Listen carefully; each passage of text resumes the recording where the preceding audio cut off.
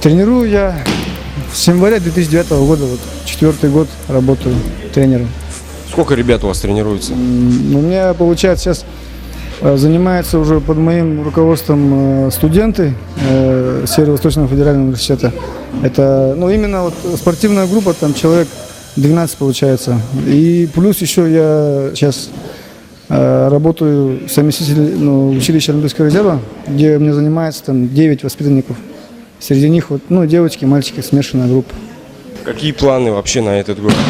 Так, на этот год у нас планы как бы очень много стартов получается. Вот сейчас мне приходится, я работаю со студентами, да, и с учащимися училища Олимпийского резерва. Я с ними выезжаю на Кубок Европы в город Анталия, это в Турции, будет 14-17 марта.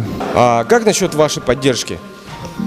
Нас поддерживает, получается, сейчас именно выезды, сборы, да, соревнования. У нас 3 организации, да, которые нас сюда поддерживают. Это сейчас уже Министерство спорта. Раньше она как бы была там с молодежной политикой вместе. Сейчас Министерство спорта, Министерство образования, где у него есть подведомственный республиканский центр детского и юношеского спорта и физического воспитания.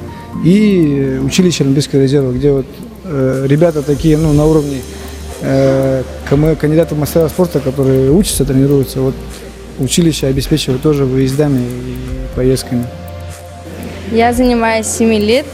Ну, меня подруга туда привела. Я как-то несерьезно сперва начала, потом переехала в поселок Житай, там уже посерьезнее начала как-то к этому относиться. Потом тренер меня заметил и забрал в училище Олимпийского резерва. Какие соревнования, чемпионаты были у тебя в этом году? Ну, были, в том году вот я тоже призерка России стала, ну, и чемпионка России стала там.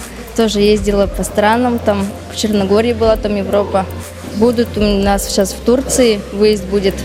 Сперва сборы, потом Кубок Европы в Турции. Как проходит процесс подготовки к этим всем чемпионатам, которые состоятся?